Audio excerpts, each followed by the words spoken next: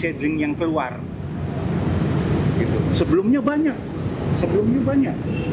Ya, karena Pak Greg juga kadang-kadang menjual sebelum dirilis atau karena memberikan ke koleganya, ke dokter turbo atau ke siapapun banyak. Nah ini sudah kita lacak, Mbak, ID-ID-nya dan sudah bernama semua. Jadi ini lebih memudahkan untuk organisasi sendiri untuk membuat data. Ada organisasi yang mau mengumpulkan data, ya kita siap bantu karena data itu ada di kita. Lalu di Indonesia ini sebetulnya memang sudah ada komunitasnya untuk organisasi ini atau belum, Pak? Sudah sih ya, mungkin kurang maksimal aja kerjanya gitu. Maaf, kita siap bantu. Jadi kan salah satunya ini, kalau kita boleh bilang, simpang siurnya nama-nama ini, yang salah siapa sih? Berarti komunitasnya yang nggak peduli kan? Bukan individunya? Enggak dong. Individunya itu bisanya cuma ngeyel dan debat kusir gitu, tanpa data. Jadi yang harus bergerak sebetulnya adalah komunitas. Komunitas, iya toh. Karena kan sudah saya bilang, siapa sih yang itu tadi dasar-dasar ilmunya ada. Siapa yang berhak memberikan nama, kan sudah tahu. Ya. Kalau itu kita jelaskan ke publik, siapa yang berhak?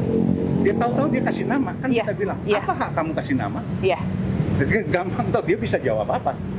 Betul.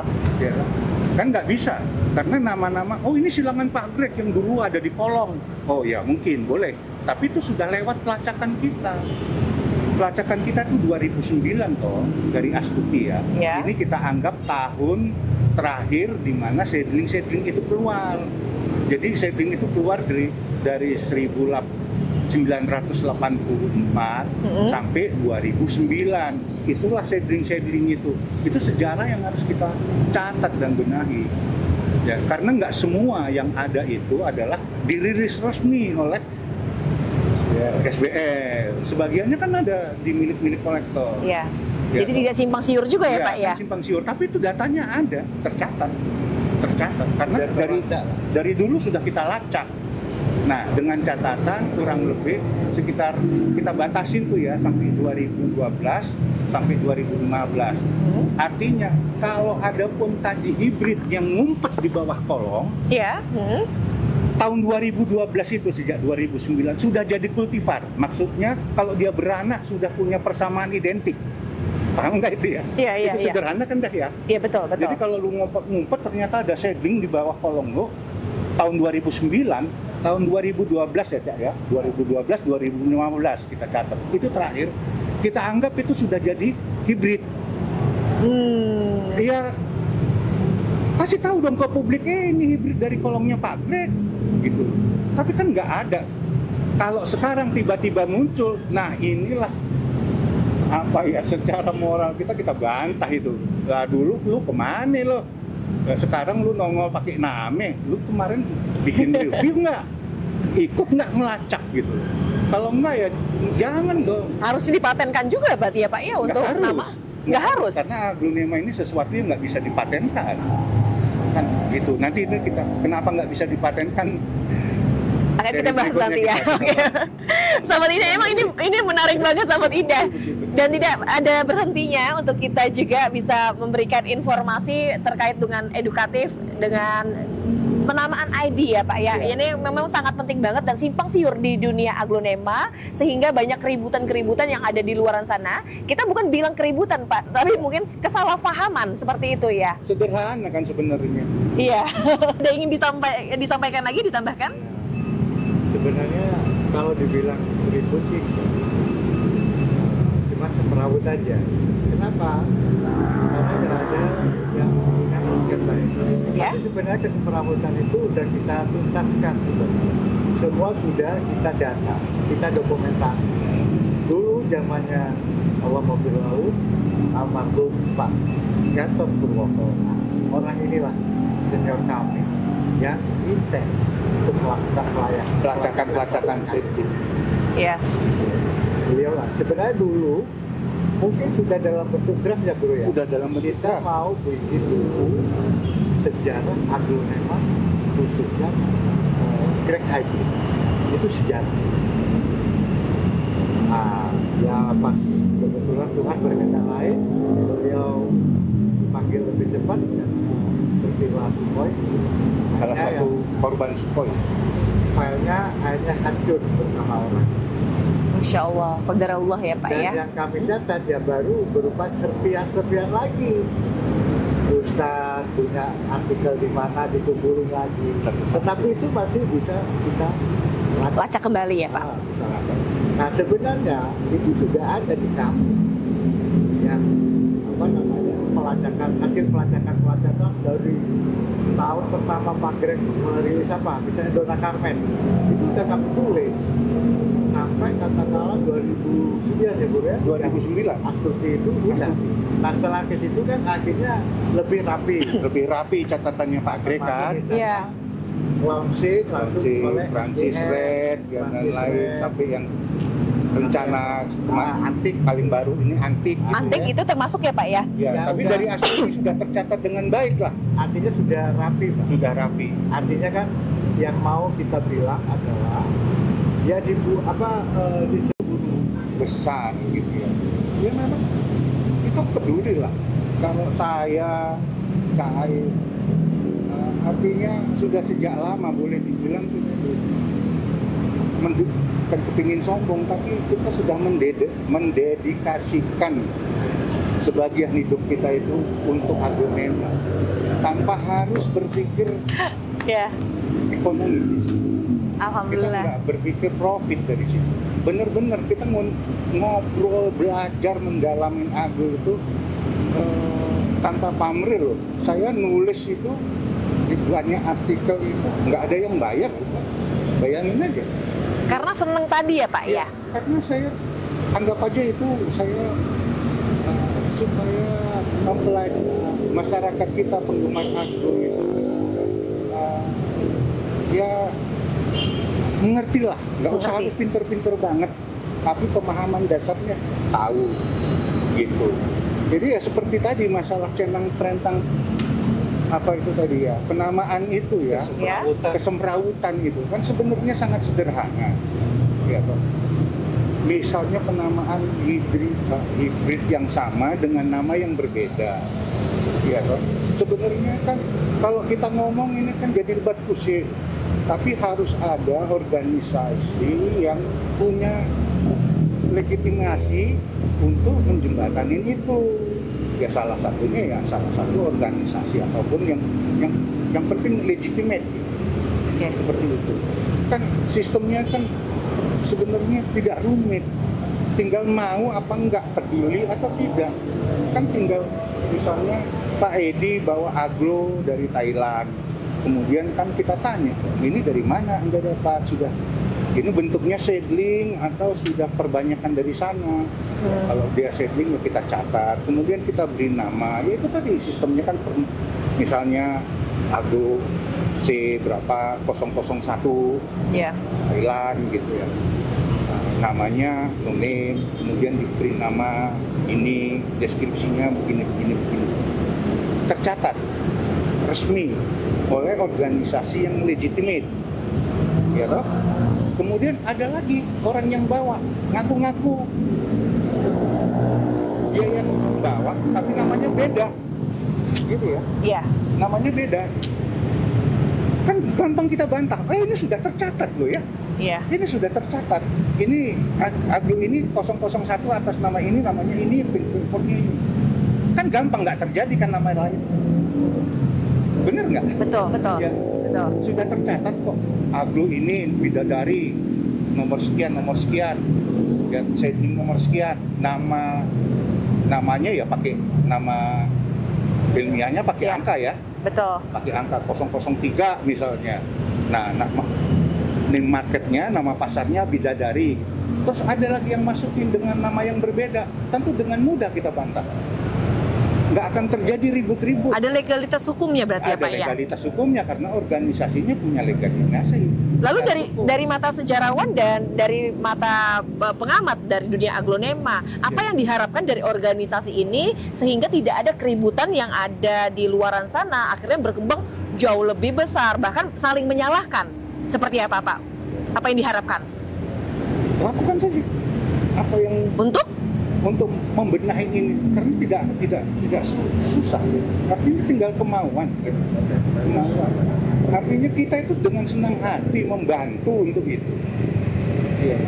Kan kita sebagian besar ya untuk agro lokal kan sudah saya bikin reviewnya. Ya kan sudah saya bikin mulai dari seluruh hampir silangan pabrik dengan biarpun itu datanya menyebar di banyak di grup-grup ya mulai dari AI, Pagi dan beberapa yang di forum. Akhirnya harusnya data ini tidak menghilang dari masyarakat umum ya Pak ya. Ya. Atau baiknya mungkin dari registrasi ini akhirnya juga bisa dilihat secara umum karena di media sosial sekarang semua orang bisa melihat secara langsung, mungkin bisa dicari di situ sehingga tidak ada kesalahan ID yang berbeda untuk nama ID yang sama seperti itu ya Pak. Ya kalau mau dibikinkan misalnya di blog-blog media sosial seperti Mbak Indah punya ini, ya mungkin bisa dibikinkan yang seri edukatifnya dimulai dari hibrid awal, penyebarannya tahun berapa, perjalanan hibrid lokal kita pasti berbeda dengan perjalanan hibrid Thailand yang masuk kemari kan? Iya. Kan beda. Iya betul. Ya. Karena hibrid lokal kita ini ada satu masa yang kita sebut pelacakan seedling. Itu pelacakan seedling itu artinya hibrid silangan pabrik yang sudah keluar menjadi milik kolektor. Oke, baik. Sebelum dirilis resmi oleh Salaka, SBR, ya kan banyak itu mulai dari Reanita, Uges, dan beberapa hibrid lain, Scotchin Greg dan lain-lain. Itu kan tidak resmi namanya dirilis oleh SBR. Itu kita lacak, gitu loh, itu kita lacak. Nah, kapan batas waktu pelacakan? Ya, sebelum itu tertata. Kapan itu tertatanya? Ada datanya. Ya kita patokkan 2009. Karena itu terakhir silangan Pak Greg Astuti yang bukan terakhir tercatat dengan baik. Oke. Nah, artinya setelah itu tidak ada lagi. Saya ingin maju itu harus ada organisasi. Tidak mungkin kita maju dengan personal begini, mana akan maju. Nah, salah satunya dalam mimpi kita adalah bagaimana sebuah organisasi dibentuk atau dibangun oleh penggiat agronomi, kan gitu. Nah, setelah misalnya ada organisasi, kemudian kita duduk bareng, bikin sistemnya apapun itu, dari marketingnya misalnya sampai urusan R&D-nya, research and development-nya ada. Nah, itu harus diatur semua, duduk bareng di situ, kemudian siapa yang bertanggung jawab di R&D, kemudian di marketingnya siapa, kemudian di pemulihannya siapa. Gitu. Ini nggak ansih masalah teknis, tapi kalau udah bicara organisasi, adalah bicara kebijakan. Ke depan, agronomi mau diarahkan kemana? Itu kan kebijakan. Iya. Nah, termasuk dalam hal ID. Ini katakanlah anggap saja penamaan itu remeh-temeh lagi. Betul. Tetapi kalau ini nggak diatur, lawang internasional aja sudah diatur kok. Jadi kerajaan tumbuhan itu ada namanya kerajaan hewan juga ada. Mereka sudah serius membuat itu, sampai membuat coding sampai ke alga, lumut gitu misalnya. Nah ini kan barang nyata, barang yang nggak kelihatan mata aja nyata. Kita tinggal meneruskan itu, mengadopsi apa yang mereka lahirkan, kemudian kita adopsi ke dalam sistem yang kasat mata, yang kelihatan mata. Maksud saya, apa susahnya sih? Iya. Bikin aja kesepakatan. Apalagi cuman urusan Thai hybrid, tinggal saya pernah bilang begitu, bikin list table nomor, misalnya nomor urut, kemudian ada nomor registrasi, namanya apa, deskripsinya seperti apa, fotonya siapa, yang mendatangkan siapa, sebarkan ke masing-masing importer. Namun apa selama ini dari komunitas ini belum berhasil ada yang membuat registrasi untuk penamaan ID. Karena kan yang banyak beredar di Indonesia itu kan bukan hanya 1-2 untuk aglonema, namun banyak dan ribuan. Sehingga kalau misalkan saya yang tangkap Pak, kalau kita tidak ada registrasi dengan nomor urutnya, maka di luar itu akan berkembang dengan nama ID-ID yang akan selalu diperbaharui atau diganti-ganti. Jadi nanti saya bisa tangkap itu. Jadi nanti kalau sudah minimal listnya ada seperti itu, nanti yang kita bicarakan di dalam itu udah bukan menyebut nama, tapi bisa saja nanti yang kita bicarakan misalnya legasi 001. Kita sebut 001, orang sudah, oh itu legasi. Oh 001 sekarang berjumping gain, jadi yang sangat merah, super red katakan. 001.001 misalnya. Kan tinggal ngomong begitu. Kan lebih simpel akhirnya pembicaraannya. Betul, gitu. betul. Jika kita punya itikat baik. Nah, sekali lagi itikat baik bukan semata-mata karena untuk menaikkan harga. Yang mohon maaf, saya bukan menyindir apapun, enggak. Tapi jangan itulah. Kita beritikat baik supaya apa? Supaya aglonema ini menjadi teratur. Penamaannya teratur, mengikuti kaidah-kaidah yang sudah disebutkan Ustadz tadi. Kan itu tinggal dilegalkan. Nggak usah kami ini disebut namanya di situ. Kami nggak cari popularitas di situ. Gitu. Jadi kan tinggal mengadop itu. Atau jika nanti ada organisasi yang mengundang kami, ya kami akan duduk. Yang penting akhirnya yang ditujukan dari bapak-bapak ini bukan untuk popularitas nama, namun aglonema itu harus dengan kaidah-kaidah yang ada dengan nama-nama yang memang sudah ada terlebih dahulu gitu ya Pak ya? Ya, karena kami ini sudah sampai bahkan sebelum organisasi apapun ada, kami sudah karena seneng ya. Salah satu yang kami senangi bukan hanya aglonya, tetapi di balik aglo itu. Sejarahnya? Sejarah salah satunya seperti itu ya Pak yang ya? Yang pasti kata Ustadz itu ilmu pengetahuan. Ilmu pengetahuan. Kalau saya terutama saya belajar pertanian juga, saya udah banyak yang lupa. Gara-gara aglo akhirnya saya genetika lagi belajar lagi botani tentang binomial nomenklatur segala macam. Itu sudah kita tinggalkan puluhan tahun.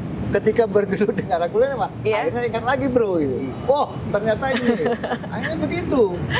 Pelajaran dari sekolah dasar akhirnya bisa diulas kembali ya Pak ya. Yang menarik kan di situ sebenarnya. Betul. Asal kita punya itikat baik. Kalau masalah cuan seperti yang saya bilang waktu part yang pertama itu side effect saja. Itu kalau bagi kayak teman-teman yang petani maupun importer itu kan ya side effect aja. Tapi yang bagi kami yang penting itu adalah ya aglonema itu harus kalau kita mau maju di bidang ilmu pengetahuan saja gitu misalnya. Ya penamaan itu penting karena itu adalah identitas kan gitu, identitas, sehingga nanti lanjutan dari identitas itu ya bisa ditelusuri fenotipnya, genotipnya, sehingga ini nanti paling tidak walaupun nggak ilmiah banget lah gitu, tapi paling tidak kita nyerempet ke situ, pasti ini akan orang-orang yang ahli di situ yang membidangi itu pasti akan mempunyai daya tarik. Pertanggungjawaban ilmiahnya itu ada. Jadi ketika ini akan dibawakan ke forum yang akademis, maksudnya apa yang dibilang Cain tadi, dia emosi. Emosi saya. Jadi pertanggungjawaban ilmiah ini memang kadang-kadang ini sesuatu yang sederhana dan gampang. Nah Sobat Indah, kita kembali lagi ke topik awal kita untuk penamaan aglonema dengan ID-nya ya Pak ya. Tadi kan kita memperbincangkan masalah ID yang memang harus diberikan nama oleh penyilang atau mungkin dari breedernya, terus atau mungkin atas dengan izin seperti itu Pak. Nah apabila terjadinya dengan keributan-keributan yang ada di luaran sana dengan nama ID yang akhirnya ada nama yang double untuk satu ID yang benar, ID yang berbeda, ID yang sama ya Pak. Nama yang berbeda, betul, dari aglo yang sama. Dengan aglo yang sama. Nah untuk keributan yang biasa terjadi seperti itu Pak, tadi kan dibilang tidak ada konsekuensi. Lalu siapa yang akan harus disalahkan Pak seperti ini Pak? Kalau ada terjadi seperti ini? Saya jawab. Boleh. Ya, melanjutkan yang tadi, itulah arti betapa pentingnya sebuah nama nanti. Bukan berarti nama itu tidak berarti.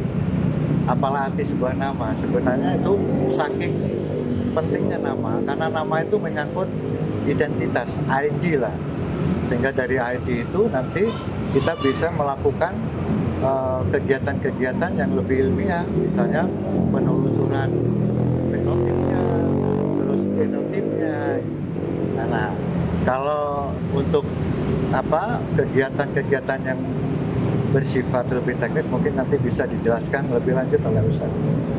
Nah, kalau bicara tentang sistem, kalau bersifat seperti saya individual itu, saya atau Ustaz, itu tidak bicara sistem, kualitas dan etika, karena kita tidak ada yang mengatur itu. Gitu. Nah, aturan mainnya adalah di peranata sosial itu ya bersifat moralitas dan etika. Tetapi kalau kita berkehendak untuk lebih dari sekedar moralitas dan etika, tentu saja kita harus ada regulasi atau sistem. Nah, sistem itu siapa yang berhak membuat? Kan itu yang dimaksud tadi kan.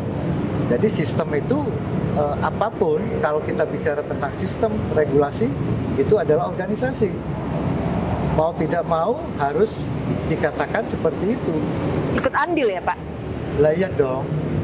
Nah, tetapi andilnya tadi bikin dulu sistemnya, sehingga misalnya untuk mengatur kecarut marutan supaya tidak carut marut, kan itu harus kita diskusi untuk membuat sebuah regulasi atau sistem.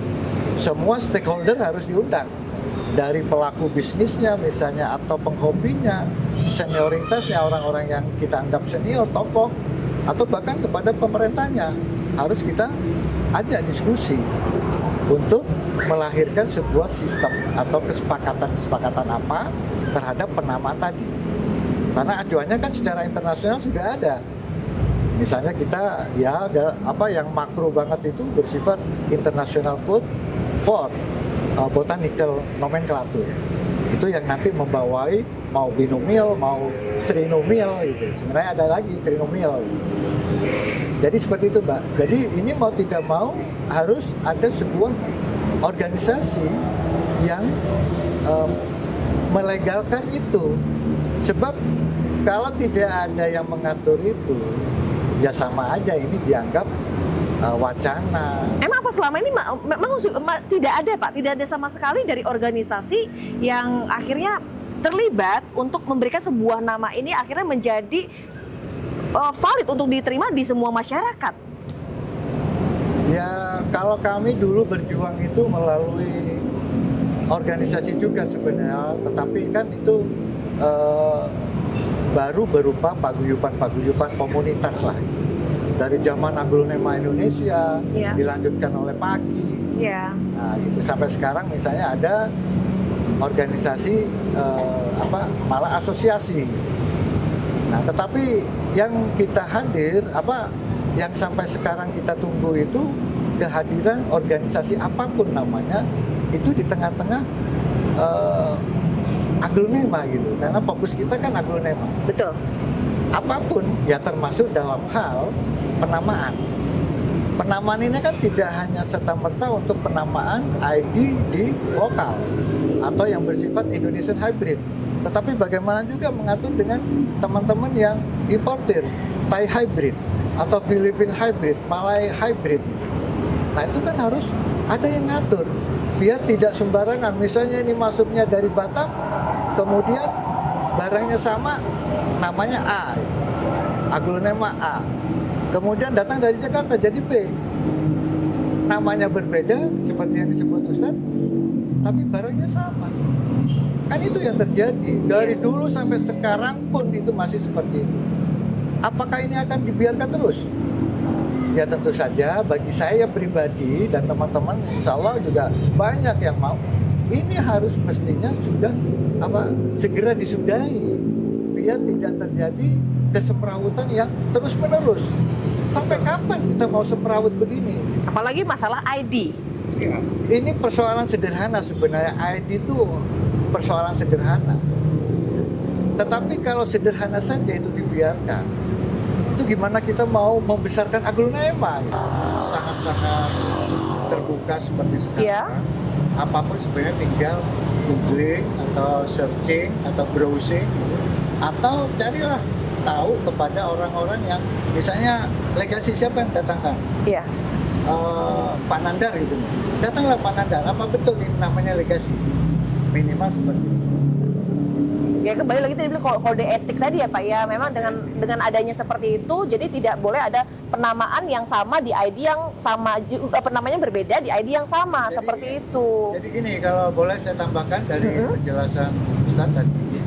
Jadi ya boleh dibilang ini kode etik lah. Siapa yang berhak untuk memberikan nama awalnya, ya tentu saja breedernya. Kemudian yang kedua, jika breeder hanya menghasilkan bijinya, biji dari hasil hybridnya itu, kemudian dia langsung kasihkan ke yang lain. Nah, yang lain itu karena belum bernama dari si breeder, yang lain itu yang menerima bijinya itu berhak untuk memberikan nama, kan gitu. Atas seizin Penyilang tadi. Penyilang tadi. Kalaupun ada kendala tempat gitu, yang penting kan apalagi sekarang tinggal kontak aja. Misalnya barang-barang itu dari Thailand, nanti tinggal kontak ke penyilang ini, nanti tak namain di sini ya. Oh ya silakan. Oh udah sah. Oke. Kalau tadi kan penyilang dan breeder. Lalu lantas bagaimana kalau misalkan yang beli itu memberikan nama, itu boleh nggak sih Pak? Diperbolehkan nggak? Kalau yang beli biji, Iya. itu nggak soal. si biji itu kan seedling, no name. Seedling, no name.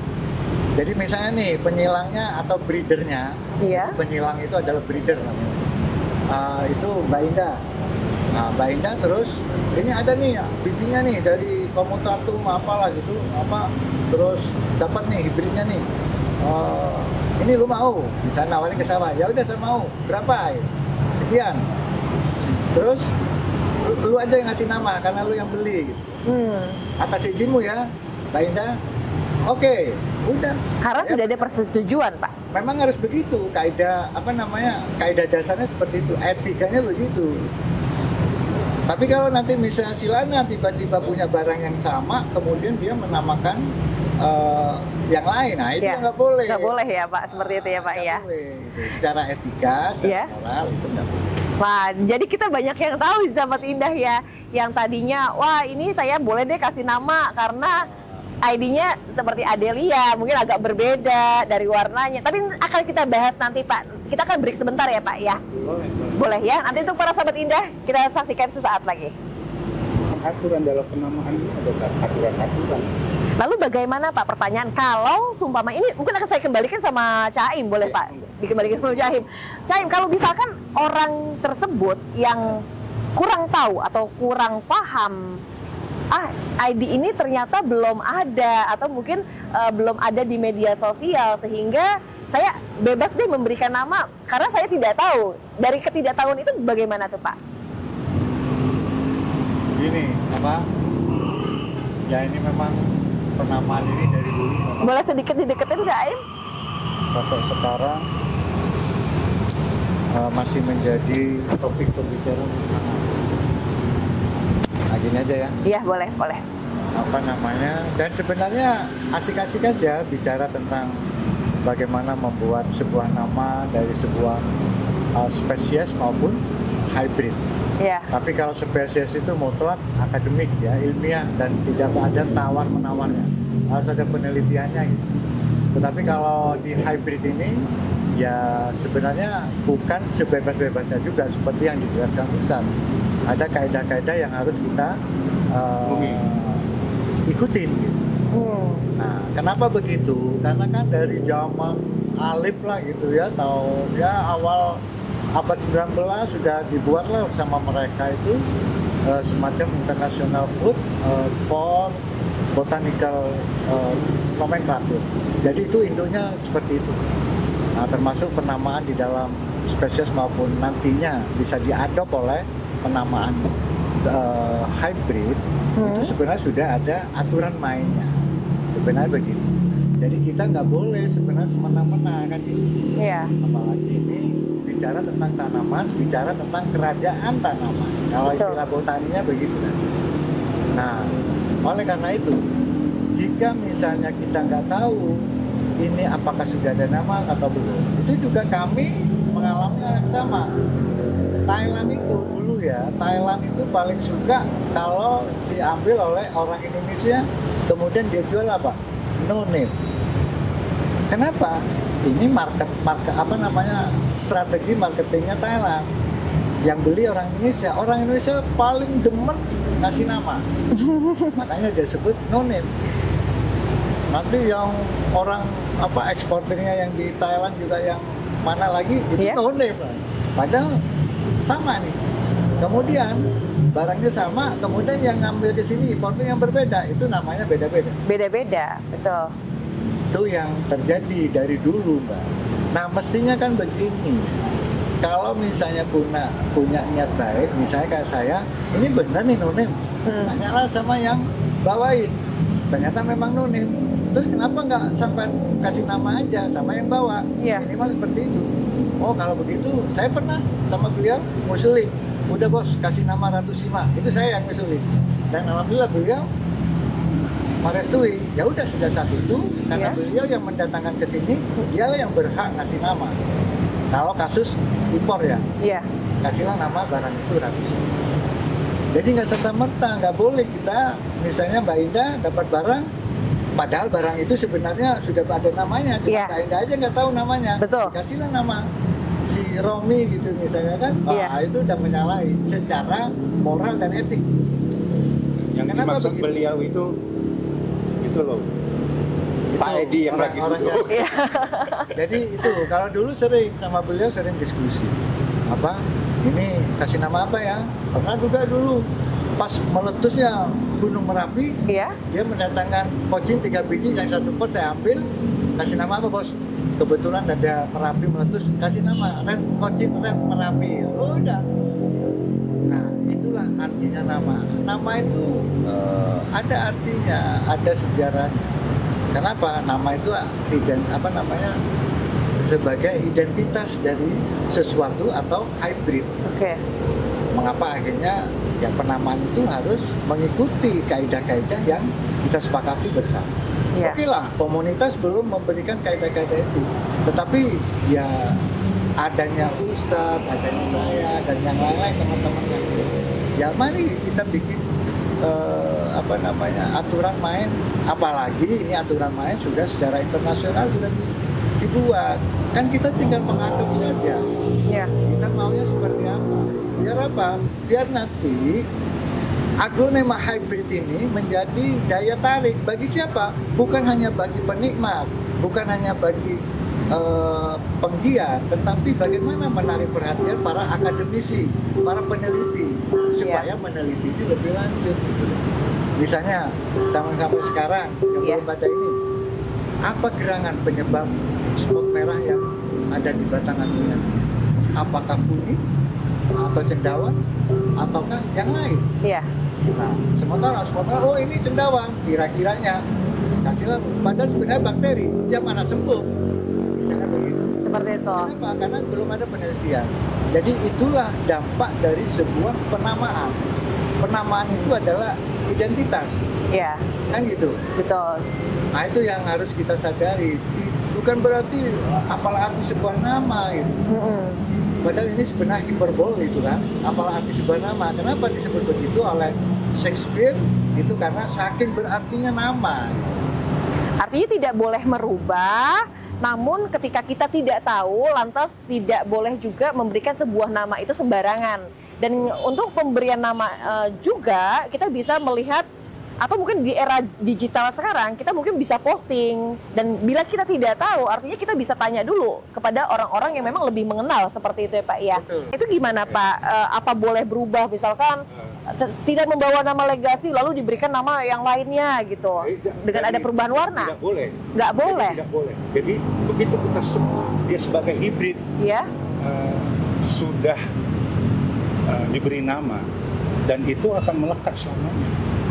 Ya, tidak bisa dirubah Tidak lagi. bisa dirubah. Tapi bila dia terjadi perubahan akibat tadi mutasi atau interaksi warna. Ya.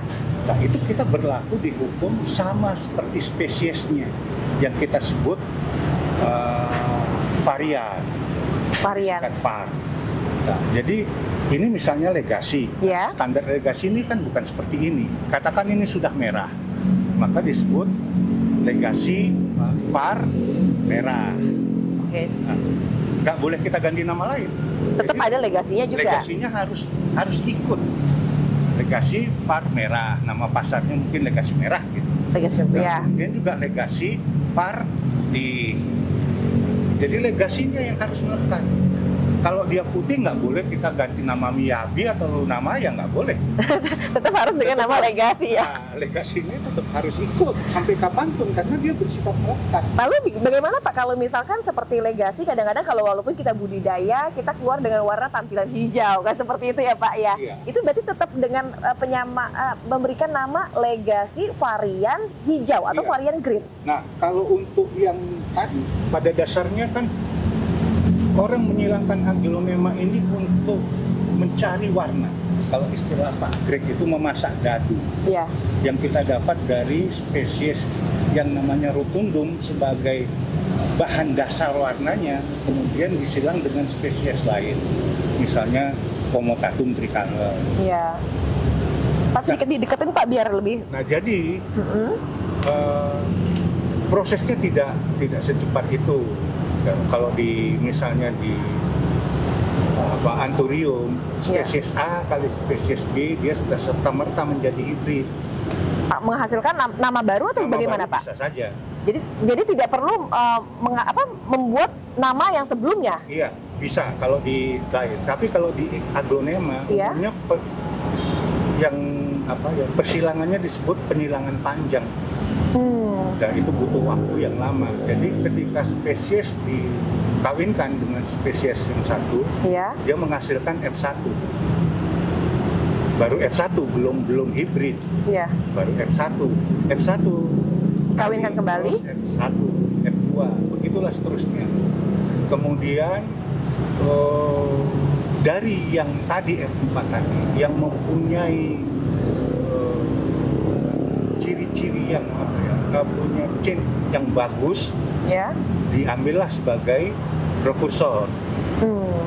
Prekursor ini dikawinkan kembali ke induknya. Kembali lagi. Jadi kan persilangan panjang. Iya. Nah, setelah perkawinan antara prekursor dan induknya ini, itulah hibrid, lahirlah hibrid. Lalu Jadi untuk panjang. namanya sendiri Pak, bagaimana itu? Apanya? Untuk namanya sendiri? Nah, dari hibrid ini yang diberi nama. Nah, jadi hibrid hasil persilangan prekursornya tadi dengan si tetuanya, Ya. lahirlah hibrid kan. Nah, hibrid inilah yang diberi nama. Begitu. Tapi wajib untuk diberikan nama dengan nama awal nggak sih Pak? Ya, Karena sudah menjadi hybrid. Iya, hibrid itu kan no name, masih belum ada nama. Nah, itu siapa yang menyilangnya itulah yang paling berhak nanti memberikan nama sih. Artinya bebas kembali ya Pak? Ya, dia tidak Ya, tidak setelah- perlu menggunakan nama yang Nama spesiesnya, induk-induk sebelumnya. Tidak. Setelah hibrid ini dia sudah lahir sebagai Ya. tanaman baru. Baik. Tanaman baru itu.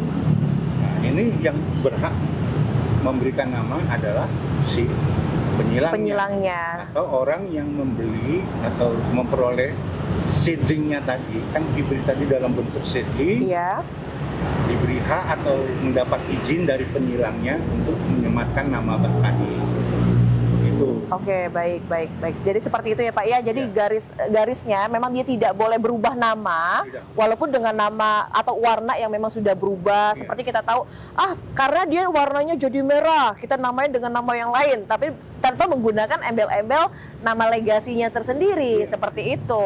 Itu tidak boleh karena kan kita mengikuti tata nama dari klasifikasi yang di atas kita tadi, yaitu spesies. Sama seperti kayak gitu. Jadi kalau spesiesnya ada terjadi perubahan-perubahan genetika di tempat yang wilayah yang sama, Ya. itu kita tidak kita misalnya itu Pomotatum tadi ya. Ya. Pomotatum tadi tidak serta-merta berganti nama. Nah, Komutatumnya tetap, tapi di belakangnya ada varian. Jadi komutatum var tricolor atau komutatum var alumina itu misalnya. Jadi nggak boleh berganti nama. Itu persyaratan. Gitu. Sama halnya dengan legasi. Lalu kalau misalkan Pak, banyak yang terjadi, kadang ada yang merubah nama, tapi bukan penyilangnya, atau bukan yang memberi nama. Apa konsekuensinya Pak? Nggak ada sih ya. Nggak ada? Nggak ada sih, cuma moral aja. Etika dan moral itu aja. Ya, walaupun itu sebenarnya kan merusak kaidah. Artinya merusak namanya sendiri yang memang sudah Ya, terlahir. artinya merusak kaidah tata nama. Ya, Baik. ya, Harus dikembalikan lagi sebetulnya Pak ya? Itu masalah moral sama etika aja. Kan itu sudah merusak tata nama. Iya. Boleh kan? Karena ada aturan itu bersifat baku. Dari situlah nama-nama spesies itu berlaku. Gitu. Nah, berbeda dengan hibrid. Hibrid tidak diajukan karena dia sudah, karena apa ya? Dia bukan tanaman endemik, yang artinya punya persamaan identik lokalnya. Iya. Tapi dia hasil silangan budidaya. Kan begitu. Iya. Nah, jadi siapa yang berhak memberikan nama? Yang pertama adalah penyilangnya. Dia yang memberikan nama. Tapi persyaratan sebelum diberikan nama itu memang sebagai kultivar dia sudah terbukti dulu bahwa dia punya persamaan identik. Artinya sebuah tanaman itu anaknya secara regeneratif maupun secara vegetatif nanti sama. Harus sama itu dulu. Karena itu satu persyaratan yang memang diharuskan oleh standar internasional. Jadi supaya menghindari ketika dikasih satu nama A, artinya anak keturunannya harus seperti itu. Tidak boleh dirubah lagi ya Pak ya? Nah, namanya sudah tidak boleh dirubah lagi. Tidak boleh dirubah lagi. Ya. Jadi misalnya satu nama, misalnya kita sebut Adelia gitu. Baik. Nah, itu misalnya itu silangan hibrid Pak Greg ya. Ya. Nah, Adelia itu ketika sudah terbukti tadi persyaratannya tadi, maka nama Adelia itu bersifat melekat sampai kapanpun. Sampai kapanpun. Artinya Pak Greg sendiri pun sudah tidak boleh merubah itu. Besok jadi Indah atau siapapun dia nggak boleh lagi. Dia adalah Adelia. Adelia. Nah, jadi kemudian ketika Adelia ini mengalami perubahan-perubahan baik pun mutasi maupun terjadi interaksi warna, nah disinilah kita berlaku hukum yang kita sebut binomial nomenklatur yang mengatur tata nama botanikal di spesiesnya, begitu. Oke, itu berarti masuknya lebih ke seseorang atau mungkin dari kayak perusahaan atau bagaimana itu Pak? Siapapun. Yang nomor satu yang paling berhak pasti penyilangnya kan? Penyilangnya. Kemudian orang yang mendapatkan silangan tadi dalam bentuk seedling, Ya. Atas seizin penyilangnya tadi. Jadi kembali lagi sama pembuat yang karya beliau. Nama, gitu. Jadi kalau Caaim misalnya mendapatkan seedling dari Pak Greg ataupun dari Thailand, atas seizin penyilangnya tadi, dia boleh memberikan nama. Nama-namanya bebas. Ya, itu boleh Luna Maya, boleh Wewe Gombel, boleh siapapun. Tapi ketika nama itu disematkan, Ya. itu bersifat melekat. Nggak boleh berubah. Tidak bisa dirubah walaupun dengan tujuan tertentu. Walaupun si penyilangnya. Mungkin pun kalau Menteri Pertaniannya juga nggak boleh berubah. Berarti itu sudah tercatat di dalam buku atau bagaimana tuh Nah, Pak? kalau untuk spesies dia tercatat di ICBN. Tapi kalau kita kan belum. Ya. Nah, ini sebenarnya seharusnya memang ada proses panjang nanti untuk mencatatkan nama-nama hibrid kita ini. Ya. Nah, sebagian selain aglonema kayak di Sansevieria sudah. Jadi mereka punya asosiasi internasional yang mencatat. Kalau kita belum, mungkin kedepannya bisa kita pikirkan untuk itu. Tapi paling tidak secara hukum penamaan Ya. itu sudah sah. Jadi menurut tata nama botanikal tadi yang kita sebut binomial nomenklatur itu sudah. Jadi orang yang bisa membuat sebuah nama itu pertama adalah penyilangnya. Iya, yang Lalu paling berhak. yang paling berhak. Lalu ketika misalkan ada kerabat atau keluarga atau mungkin orang-orang terdekatnya dari penyilang dan diberikan izin oleh penyilang, maka beliau itu berhak untuk memberikan sebuah nama itu. Sebuah nama. Dan tidak bisa diganggu-gugat untuk Ya, pembuatan ketika nama. sudah diberikan nama dan Ya. persyaratan-persyaratan yang tadi punya salah satu persamaan identik tadi Ya. sudah terbukti, itu ya sudah, itu tercatat sebagai ciri-ciri spesifik gitu. Oke. Nah, itu sudah tidak berubah. Misalnya kan ini Legasi, legasi. ya. Ketika legasi ini diberi nama, maka tercatat ciri-ciri spesifik legasinya adalah A, B, C, D, D. Nah, gitu. Jadi artinya sebagai sebuah hibrid, dia dicatat dulu sebenarnya ciri-ciri spesifiknya. Dan ciri-ciri spesifiknya ini kalau dalam bahasa biologinya Ya. namanya fenotip. Kalau fenotipnya sudah tercatat, dan inilah legasi. Artinya begitu disematkan nama legasi, next besok-besoknya, artinya legasi itu adalah ciri-cirinya seperti ini. Memang sudah tercatat Sudah sebagai tercatat. ada deskripsinya. Nah, ada dedikasinya. Jadi orang tidak boleh lagi merubah ini menjadi nama lain karena ini sudah legasi, Ya. melekat namanya dan Ya. ciri-ciri spesifiknya sudah tercatat. Artinya sebagai kultivar dia sudah terpenuhi.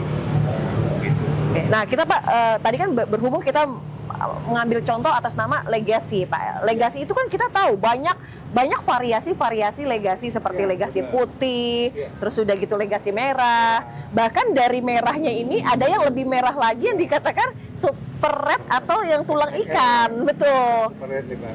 Super legasi. Nah, aglonema kalau biasa dunia politik kita ke dunia aglonema ya Pak ya. Tapi juga termasuk komunitas itu bisa jadi politik juga ya Pak, seperti itu. Oke, namun kita tidak akan berbicara dengan masalah politik ini. Nah, kemarin kita kan ada singgung ya Pak ya, bagaimana pecinta tanaman hias terutama di dunia aglonema. Nah Pak, kembali lagi nih Pak, mungkin kalau kemarin kita kan sudah bahas masalah 4 keterkaitan dari 4 bidang